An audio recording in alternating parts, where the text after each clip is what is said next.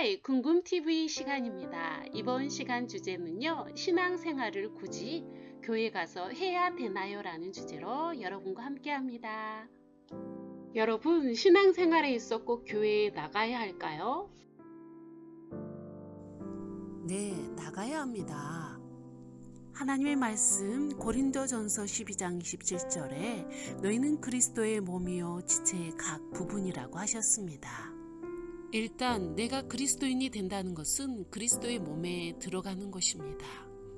주님의 몸, 그러니까 교회가 되는 것은 내가 그분의 한 부분이 된다는 것입니다.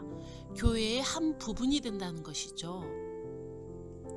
예를 들자면 우리는 어때요? 우리의 눈과 코와 입이 있는 것처럼 우리 몸의 한 부분이 된다는 거예요. 내가 눈이 될 수도 있습니다. 우리는 몸이기 때문에 함께 있어야 합니다. 교회가 되기 위해서는 나라는 지체가 함께 있어야 합니다. 두 번째, 우리는 연약하기 때문에 절대 혼자 신앙생활을 할 수 없습니다.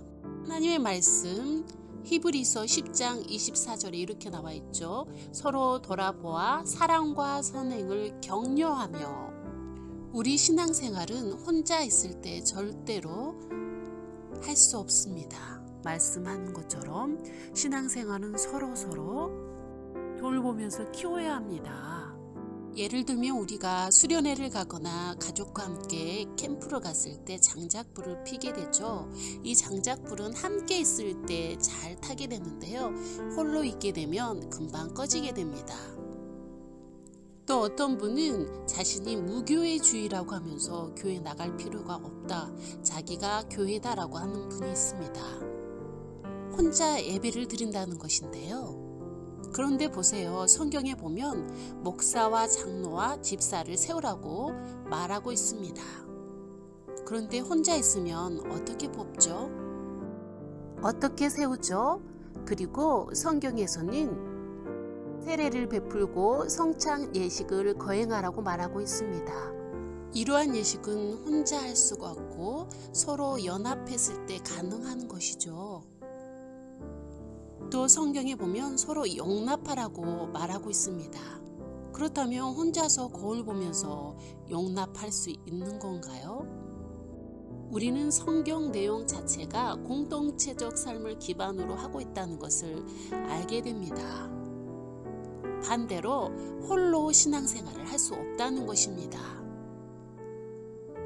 교회 생활을 하다 보면 이런 분들이 있죠. 목사, 직분자들의 삶이 실망스러운데 그렇기 때문에 교회 나가기가 거시기하다고요. 이런 분들 때문에 교회를 나가지 않겠다, 다른 교회로 가겠다, 이것은요, 아직 복음을 이해하지 못한 것입니다.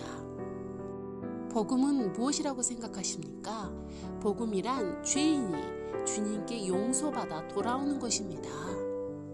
교회의 구성원은 천사가 아니라는 것입니다.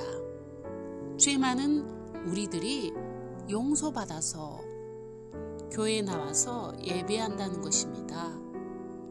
그거 아십니까? 주님께서는 온전치 못한 공동체도 교회로 인정하고 있습니다. 가장 대표적인 교회가 바로 요한계시록에 등장하는데요. 바로 7개의 교회죠. 2개의 교회 빼고는 모두 온전하지 못한 교회였습니다. 그러한 책망을 받은 교회임에도 불구하고 우리 주님께서는 지도자를 붙잡고 계시며 7교회에 대해서는 인정하고 계십니다. 주님은 이제 회개하라고 이야기하십니다. 온전하지 못하기 때문에 회개하라는 것이죠. 그리고 고치라는 것입니다. 교회 지도자에 대해서 나온 요한 3서 1장 11절만 보더라도요. 사랑하는 자여, 악한 것을 본받지 말고 선한 것을 본받으라고 말하고 있습니다. 결국 주님 만날 때까지 모든 교회에는 이렇게 선한 것과 악한 것이 다 섞여 있다는 것이죠. 우리는 깨닫게 되죠. 물고기가 물을 떠나서 살 수 없듯이 교회의 공동체 지체는 교회를 떠나서 살 수 없는 것입니다. 교회에 나가는 것은 굉장히 중요합니다. 왜냐하면 사람은 약하고 그래서 늘 다른 사람이 필요합니다. 혼자 잘 못합니다. 혼자 영상을 보고 예배 드리는 거 정말 힘듭니다. 인간의 삶은 불규칙하고 유동적이고 모호하기 때문입니다. 요즘 코로나로 인해서 온라인 예배를 드리시는 분들이 너무 많은데요. 이해합니다.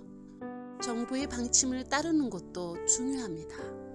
그런데요, 예배를 드리는 것도 중요합니다. 주님이 주신 두 발로 교회를 찾아 예배를 드리는 것이 중요하다는 것입니다. 두렵고 떨리시나요? 이제 주님을 바라보며 나아가야 합니다. 방역 수칙을 잘 지키면서 주님께 예배해야 합니다. 주님이 이 시간 공동체와 함께 예배하길 기다리십니다. 늦지 않게 지금